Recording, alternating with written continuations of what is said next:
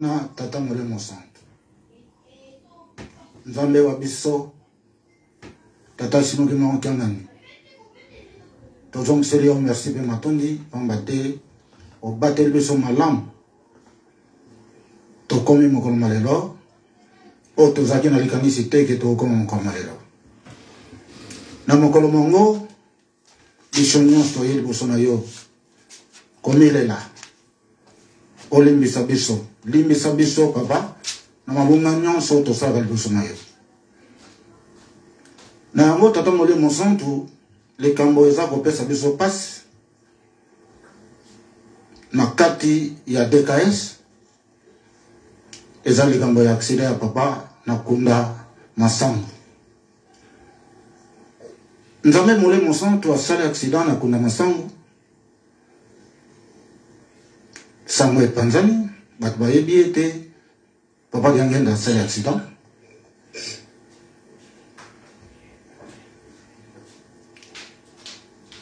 tango oyo boye bakei na papa na hôpital ya Tumba kuna na hôpital ya Tumba bakei kokanga papa na agrafe yango ezalaki agrafe a papier po bamonaki motema pasi balobi moto oyo soki abiki akokontinue œuvre ya tata na ye tosala nini tosukisa moto oyo kasi nzambe lokola tikala kaka nzambe akokufa na bato baboma ye te abikaki bazwi papa bakei na ye papa alobi ndenge nini likambo oyo boye ezosalema na ngai boye nde lelo ebizongeli biso ba département de ministère de la santé tokanisaka yango butu mpe moi likambo basalaki papa diangenda bon samaritain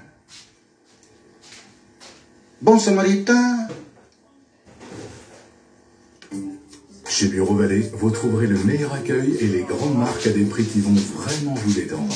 Bureau Vallée, les fournitures scolaires en un seul temps. Et ça, les Camerounais. Et comme que papa Diangenda, Koutima Nzambe, Molemo Centre, azala mal soigné. Les Camerounais peuvent s'agir pas si mingi. Nango tokosenga na tata Molemo Centre, limbisa biso banana yo. Il y a département qui m'a sa santé, pe biso banana yo, ya mokil mobimba. Limbisa biso papa. Tikaye que mokilo mobimba eza ya yo. Moto ya bongi ke mokilo eza ya yo azate. Yo moto okokata likambo, yo moto kosukisa makambo nyonso. Tota kotia makanisi mobimba. Nyonso epa na yo nango tata molemo santu tata simuki monkengani tosengi na yo na mawa na kati na mitema limbisa biso papa limbisa biso e tozongisa biso na kati na motema na yo mipepe mape ozo ya pemeni longola nyonso tu olobaki ke bomoni eloko na lek na makolo olataki chaussette mibale yako kesana lelo na kati ya lingomba toza pe ndenge mibale wana yolobi ebongi na biso tokabola kaka kabola biso papa kabola biso po bilaka oyo ye nango mpo na biso tosepela yango tata molemo santu toye kosenga bolimbisi olimbisa biso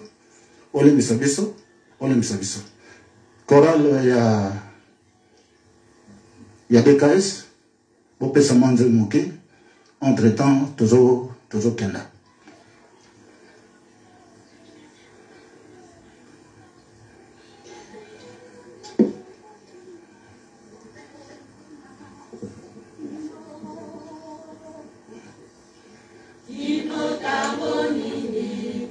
Engoro na moza kinyana momo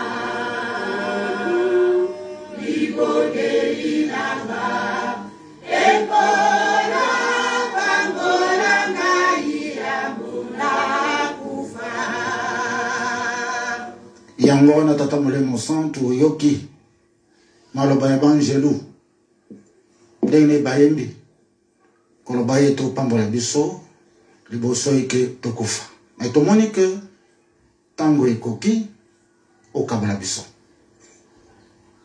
tango ekoki okabala biso baoyo bayebi yo baza nsima na yo basalela yo bakumisa yo po yo okolongwa na dimension ozali okokoma na dimension mosusu dimension oyo etikali oyo bato moto bazoyeba te yango eza na yo yokela biso mawa lembisa biso papa tosoki na kombo ya tata mwana pe tata molemo santo amen pharmacie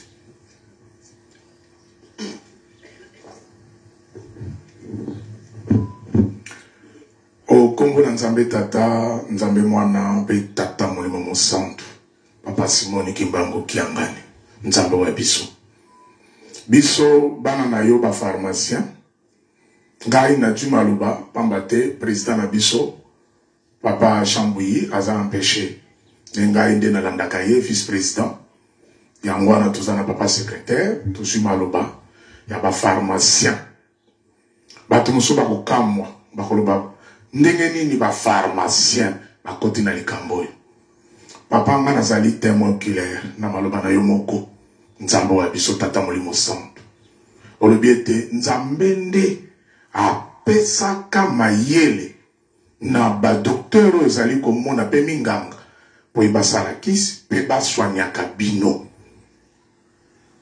nde yango wana mokolo oyo yo tata molimo mosanto osalaka accident na nzoto ya papa Diangenda le 29 juillet 58 solo bamemaka yo na hôpital me na hôpital ntango pote epasukaki nini batiaki ezalaki bakisi papa eutaki na kati ya pharmacie na fosine wana ebimi nde bayekotya bakisi nde biso tomonaki tokoki kotika bandeko na biso badokotolo boye te esengeli biso mpe bapharmacien toya po topesa lisanga oyo epai ya tata molimo santu maboko yango wana nzambe na biso tosengi ete likambo ezala officiel ekende mokili mobimba kasi bana na yo bapharmacien bazali mpona koya kopesa yo maboko likambo monene ya motuya tozali nango botongi nkamba Yerusalemi ya sika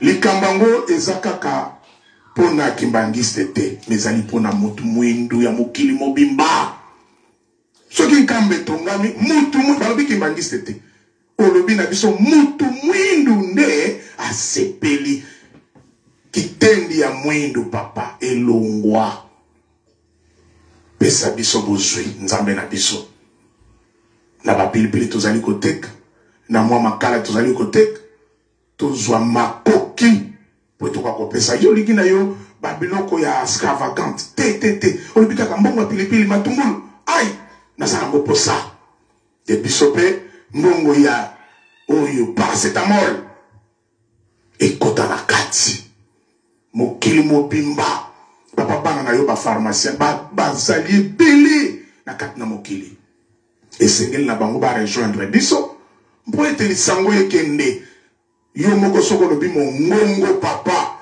eza na mikili mwa poto nyonso bapharmacien bazali bakisi ezali ekoya neti boye fale démonstration ya kolakisa kisi ya kotiango wana ndenge na wana ekotya papa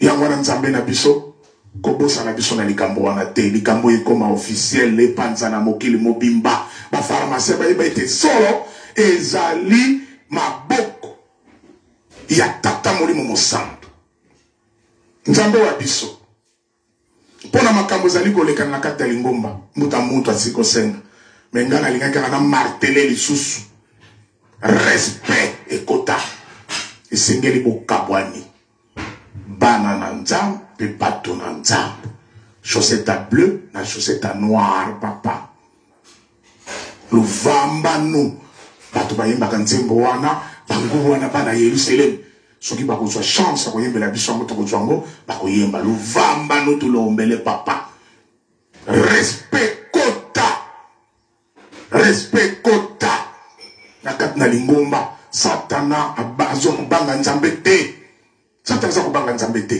luvambanu bana korala Yerusalem bopesa biso nzembo wana s'il vous plaît vambo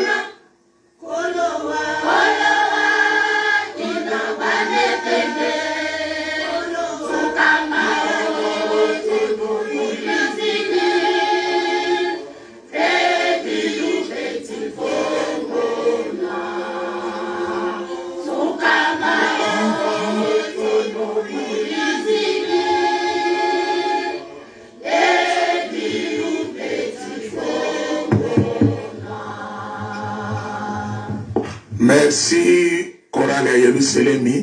Papa, Oyoki Yomoko, Maleli na biso na nzembo. Dodokolo papa, Dodokolo, Tata Mwanda velela, Kufikantango. Kufikantango mpasivo, Bana banzambi, Basala salo. Kwangemusi tata nzambi, Bana na nzambe, Bamonana.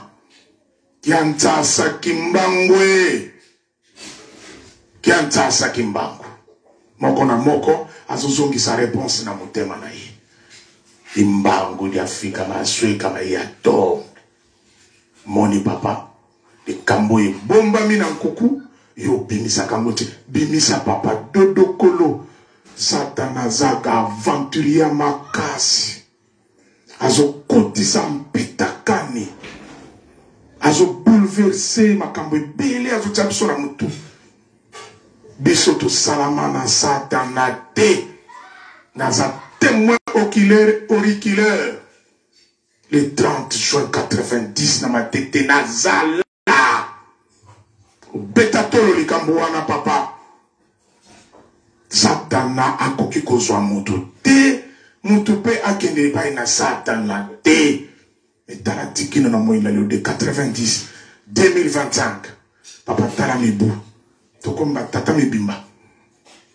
Papa likambo yo penza. Meme na ndaku na libondeli nanga. Naza kutia ya ngozo yoka. Kabola bana na tata nzambe na batu na nzambe. Kabola bango papa.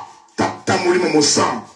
Boyei na yo. Tapa Simoni Kimbangu Kiangani ezali pona kokokisa maoyo nyonso batata balakaka biso olobi na biso na suka boyoki toyoka kiyo tata Molimo Santo kokisa makambo wana kokisango satana ka vempoka kenda kwa nda mukolo mususu na nda kwa nzambe temo kiler toujours ba telemisi faki abeti misiki ba telemisi ba mama buto tala papa yo telemi na nzembo ba mama to sutu kibiso papa telemi pona ni tam to bimaki libanda malbani no lobaki na biso papa olobi bolimbi sanga ibana na ngai soki na telemaki par surprise lengwana pamba tena benga kineko benga na satana kende musika.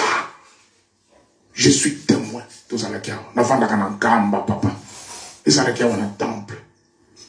Donc là qui c'était olingi satana za la pembe na bisoté mais kino na lelo ba mbwima wezo kotati na lingomba. C'est le diable, le nœud de problème. Satana kotele. Quand tu l'es taranguton kombo yuna tatako. Bébé sangola. C'est quoi ko papa? Mona kinzambi kyako. Il dit na papa. Merci. Merci. Nengo kotsa bisobana. La pharmacie est au sengi papa. Et ça la officiel. Mokimo mwa yebete. Tata Molimo mon centre. A sengi na ba pharmacie ya mikili. Tous les 5 continents. Ba ya ba sangana na ba pharmacie ya kamba. Siège mutu. Pona ko pesa tata Molimo centre. Maboko. Bonne fête. Bonne fête d'anniversaire du 29 juillet. Merci Tata Molimo Santo. C'est ici, na comme la Tata Molimo Santo.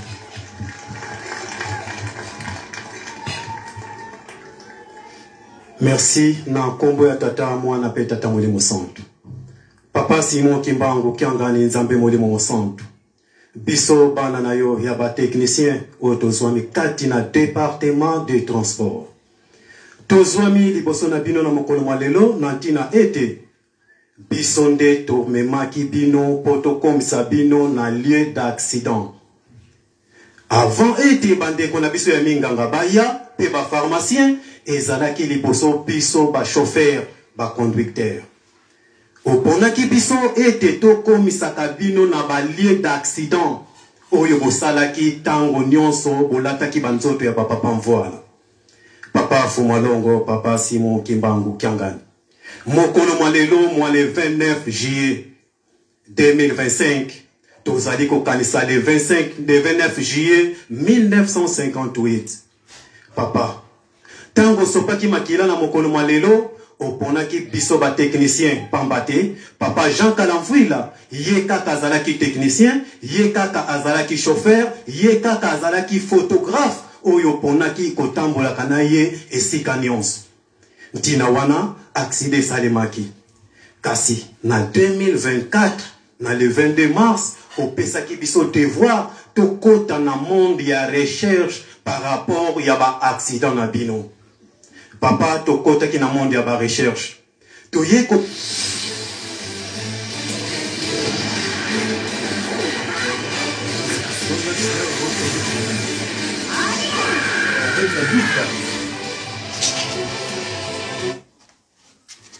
ozalaki na ozwaki maloba na nzoto na ya mibale ya papa diangenda kontima olobi ete likambo oyo na nzoto oyo na kokoka lisusu ko continuer kosala yango te esengeli na changer nzoto o changeaki yango oyo ya papa Simon Kimbangu Kiangani. De quitter le 29 juillet 1991 tokomaki le 29 juillet 1992 au changer nzoto au lati nzoto ya papa Simon Kimbangu Kiangani. Tango lataki nzoto ya papa Simon Kimbangu Kiangani na le 29 juillet 1992 tozalaki na yo awa na Yerusalem.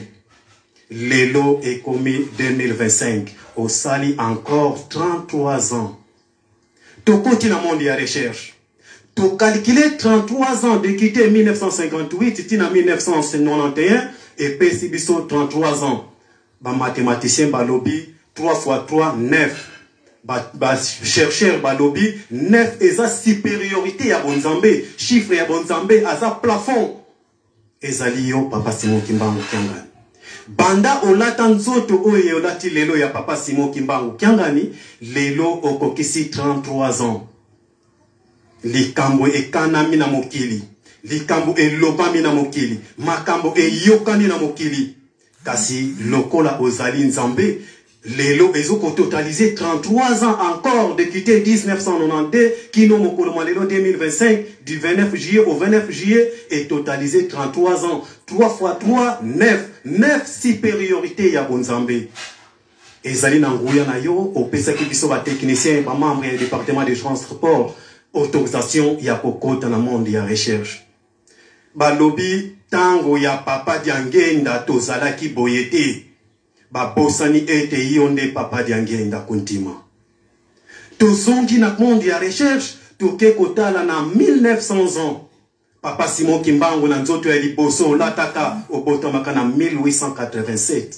na 1900 ans okokisaka 13 ans okendaka na mama Kinzembo okendaka na bozongi okeko kwena na libulu ya Kongo mama Kinzembo atuni yo pona nini yokuti na libulu ya ndenge wana nazalaki na makasi ya kobimisa yote kasi obimi nani abimisi yo pendenge nini okoyaki na libulu wana papa Fumalongo oyebisaki mama Kinzembo ete na uti kolanda bandeko na ngai bato mwindo esika basalelaki boloko esika basalelaka boloko ya 4400 ans tango ekoki na luka procédure na kobimisela bango na boloko wana papa de quitter 1900 kino na 1960 ototalizaki 60 ans obimisi biso na boumbu elakisami ete tozwi indépendance na 1960 60 ans après soki tozongi sima na 1300 ans 13e siècle olongolaki nzoto elembo oyo ochaka na bamindele oyo epozaka oyo emontraka ke bokonzi elingi kokende na moto kingandi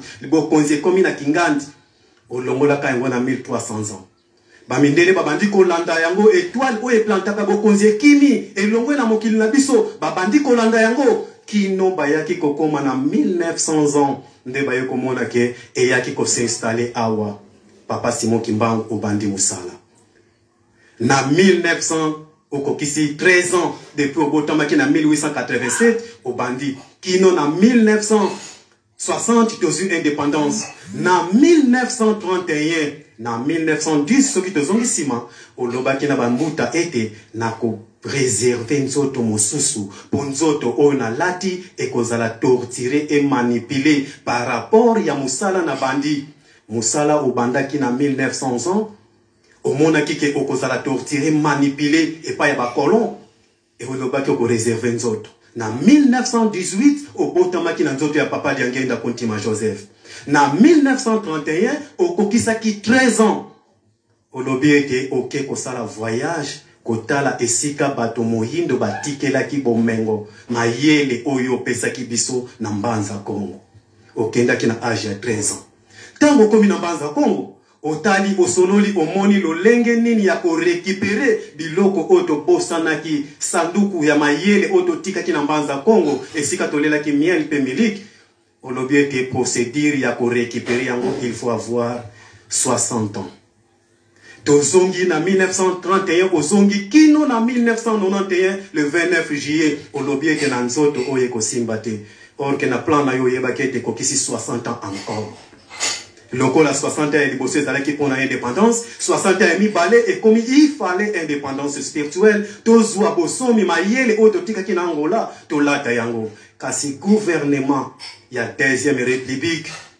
efoshaki na parlement bambuta ya parlement balobaki basalaki conférence nationale souveraine oyo ebandaki na mokolo ya le 30 juillet 1991 tango bakoti ba mention ebandi mention moto oyo asoulevaki mention ya koloba ete totombola kombo ya papa Simon Kimbangu bawololaki ye mercredi ezalaki le 31 juillet 1991 tango bazongi bayekopesa yo rapport na nzoto ya papa Diangenda olobi ete qui sans rien à faire conférence nationale souveraine ekobima 0 effectivement ebimaki 0 papa wana ezalaki na 1991 papa na nzoto ya papa Diangenda okokisaki 60 ans depuis 1931 kino na 1991 Troisième phase, nzoto olati lelo papa Simon Kimbangu Kiangani.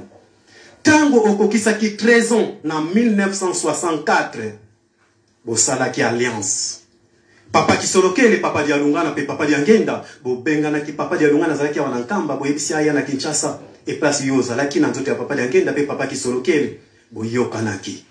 Likambo tokangaka na 1900, likambo tokangaka na 1300 ans, likambo tokangaka na 1931.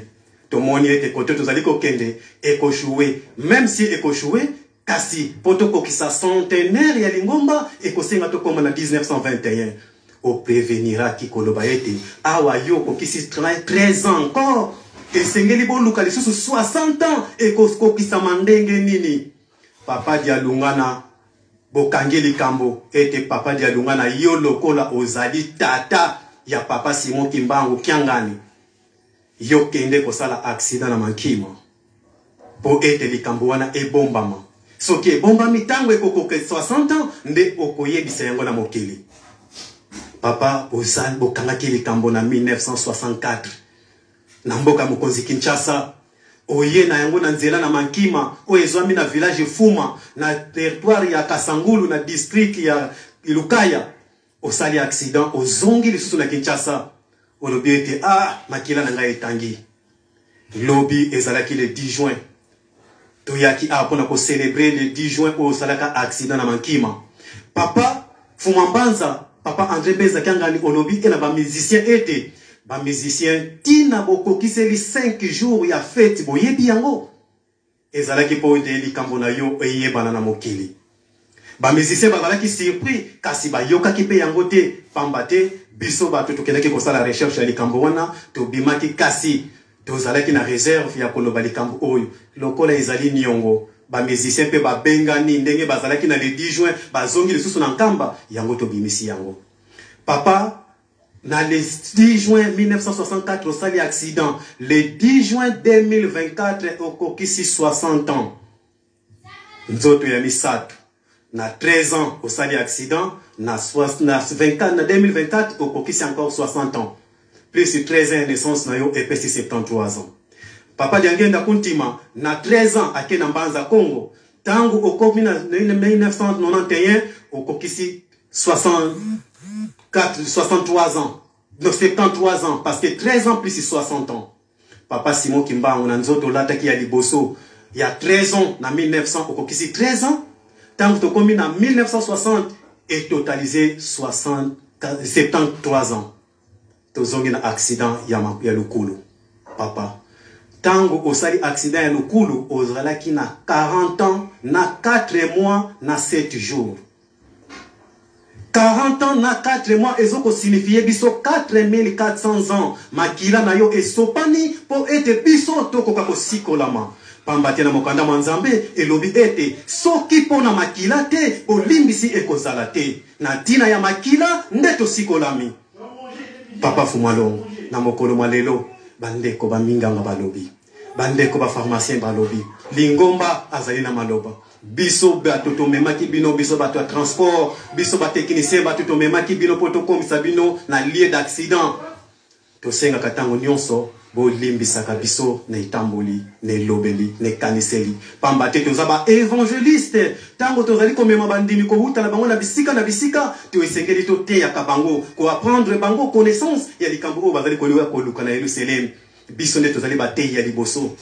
Papa toko senga ka bolimbisi na maloba na biso, na kaniseli na biso, na itamboli na biso. Toko senga katango nyonso papa opesa biso sagesse et intelligence spirituelle, pambate e yangonde e accompagner biso. Na mosala surtout opesa biso bana na bino ite iseteki opesa biso connaissance ya ko ikeba ko continuer ba recherche par rapport ya ba accident na bino pambate ezali mosala ya passe yango tozalaki na yango pona kopesa na mokolo mwa lelo ya le 29 juillet 2025 to soki se boye na kombo na tata mwana pe tata molimo santo. Amen.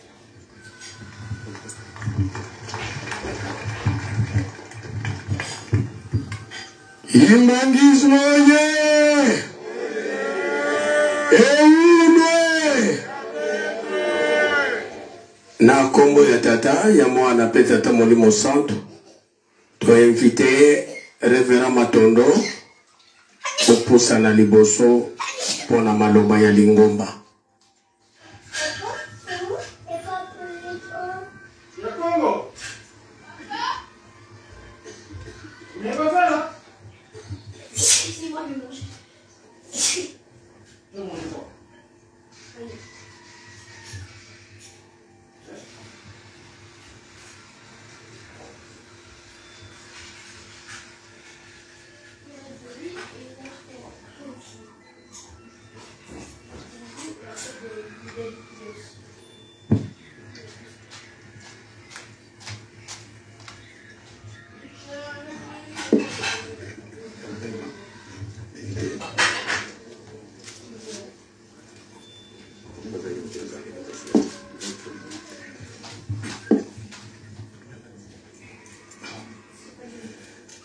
Na kombo ya tata ya mwana pe tata molimo santo. Ba tata pe ba mama tofuka miawa liboso ya nzambe na biso na tina kosala déclaration ya lingomba. Tokosala yango na bankota mibale yambo na français sima na lingala na tina ete mokili tina mokili misika ba kokolanda biso. En ce jour du 29 juillet 2025 où nous célébrons le 67e anniversaire de l'accident mortel qu'avait connu notre Dieu, le Saint-Esprit, en la personne de Papa Diangenda Kuntima Joseph, en Kundamasangu, dit Lokolo. Il nous est donné par une circonstance particulière, décrétée par sa divinité, Papa Simon Kimbangu-Kiangani, de nous retrouver pour la toute première fois ensemble ici en Kamba, Nouvelle-Jérusalem, siège international de l'Église de Jésus-Christ sur la terre par son envoyé spécial, Papa Simon Kimbangu. Habituellement, comme nous le savons, nous nous retrouvons généralement à Lukuru. C'est donc une circonstance particulière qui a un sens et qui mérite que le monde nous écoute par rapport aux événements que nous vivons en ce moment. Notre premier mot, c'est un mot de soutien à notre Dieu, Papa Simon Kimbangu-Kiangani. Tous les croyants qui manguissent dans le monde, le clergé qui manguisse dans sa totalité, toutes les forces vives, les hauts responsables des mouvements, des structures, des organisations de l'Église qui manguisse s'associent à nous en ce moment pour témoigner, pour dire tout notre soutien total et indéfectible à l'endroit de sa divinité, Papa Simon Kimbangu-Kiangani, auquel on voudrait subir les remontrances innommables.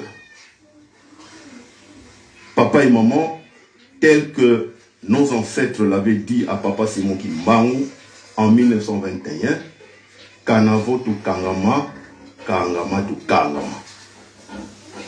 Nous avons juré de suivre notre Dieu jusqu'à la fin de nos jours, quoi qu'il nous en coûte, quoi qu'il nous arrive. C'est l'engagement que nous sommes venus prendre ici et que le monde entier nous suive. Deuxièmement, nous voudrions rappeler à l'autorité étatique établie que nous respectons très fidèlement que Papa Simon Kimbangu-Kiangani est le représentant légal au-dessus de ce titre au sein de l'Église que reconnaît l'État de la République démocratique du Congo et les autres États. Il leur incombe de nous rendre ce respect.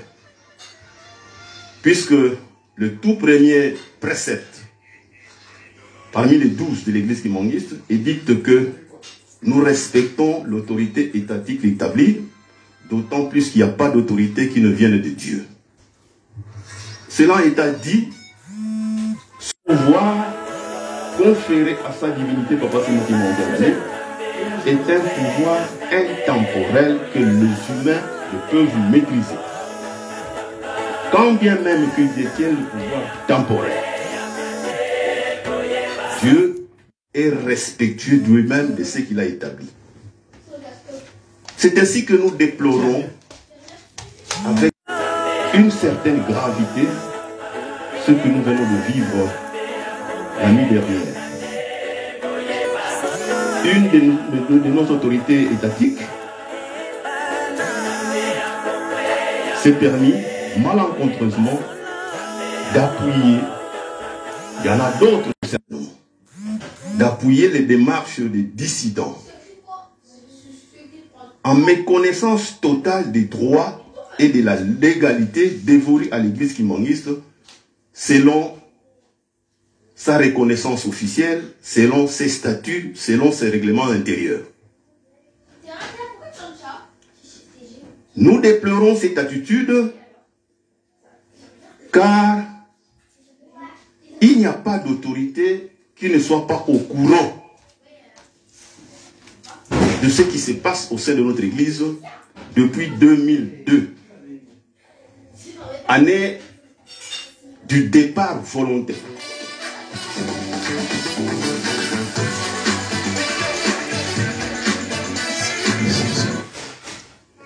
Et d'un grand nombre des anciens collaborateurs de nos trois papas qui sont allés en dissidence. Nous voudrions à cette occasion rappeler, comme nous l'avons toujours fait à l'autorité publique, que ce n'est pas la première dissidence que connaît l'église kimbanguiste. La dissidence date depuis 1921. Elle s'est renouvelée en 1959 déjà. Si bien que à la fin de l'année 1960, 61, 62, Papa Diangué Naguntima avait fait organiser une assemblée générale extraordinaire, comme ce fut le cas en 2002. Papa Diangué l'avait fait, constatant que les velléités de dissidence prenaient des racines. Ceux qui sont allés à la dissidence, nous les connaissons. Les Toualani, les Bamba, les Kiamosi et beaucoup d'autres. Toute cette historique, nous l'avons expliqué à l'autorité étatique établie. Et dans l'article 13 des recommandations de ce Lukutakanu, de ce premier Lukutakanu de 1962, il a été clairement dit que toute personne qui aura volontairement quitté l'église kimbanguiste en sort définitivement. S'il revient, il doit être réintégré selon les normes de la procédure de réintégration. Et l'église, en 2002, avait ouvert la voie. Beaucoup de ceux qui étaient partis étaient revenus. On les avait accueillis, tant en Kamba qu'ailleurs. Et cela a duré 16 ans. 16 ans d'attente. 16 ans. De 2002 à 2018. C'est en 2018 finalement que l'église a dit stop. L'église n'est pas une cour de récréation. Puisqu'ils sont partis, qu'ils créent leur église. Ils sont libres de créer leur église. Et ça, nous l'avons expliqué aux autorités de nos pays. Qu'on leur accorde leur personnalité juridique distincte de l'église kimbanguiste, dont le siège est Kamba, Nouvelle-Jérusalem. Une église qui est une et indivisible. On tente de la division, de créer du schisme. Ils ne réussissent pas. Ils trouvent d'autres procédures de nuisance et déstabilisation. Ils n'y arrivent toujours pas. Ils y vont jusqu'aux instances internationales, d'après ce qu'on avait appris, jusqu'aux autorités politiques, pour procéder à des accusations qui n'ont ni tête ni queue.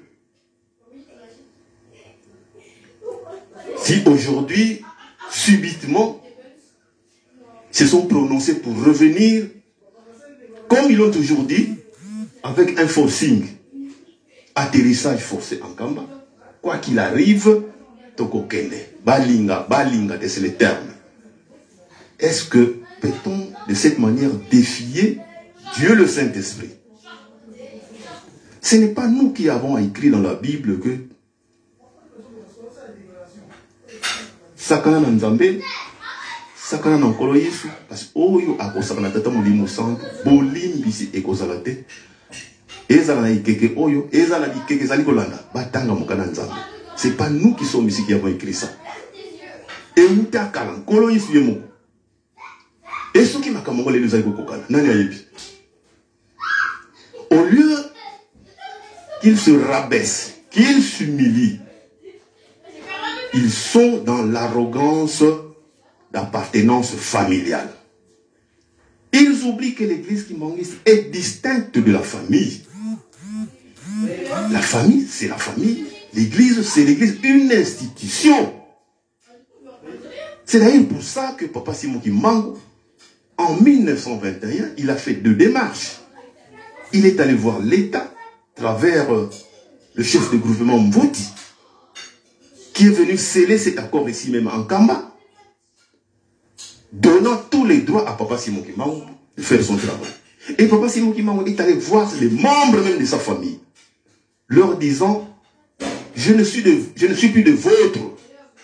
Papa Simon Kimbangu, Jésus-Christ m'a donné à moi, Simon Kimbangu, un travail, de paître son troupeau. Et je vous le demande. Et la famille a acquiescé. Et qu'est-ce qui est arrivé? Comme il y avait toujours des résistances familiales, Dieu, dans sa façon de faire, a fait évacuer tout le monde ici. Le Belge est venu ici, il a évacué tout le monde. Tout le monde est parti. Pendant 40 ans, il n'y avait personne ici. Personne n'avait réclamé cette terre ici pendant 40 ans. Personne. Ça appartient à qui? Il fallut attendre 1959, 1960 que l'église revienne prendre ce que Papa Simon Kimbangu lui avait été cédé. Et aujourd'hui, on entend dire que village Nabiso. Village Nabiso. Mais s'il s'agit de parler village, s'il s'agit de parler famille, il y a bel et bien un chef de famille. Papa Misat, nos 3 papas avaient un chef de famille qui avait la responsabilité de gérer les affaires familiales. C'était pas Papa Diangien, c'était pas Papa Kisoroke, c'était pas Papa Dialumana qui gérait les affaires familiales. Puisqu'ils veulent venir dans le cadre strictement familial, écoutez, le chef de famille, il est avec nous ici, il est bien désigné pour faire ce travail. Pourquoi absolument venir traiter ces affaires familiales avec le chef spirituel?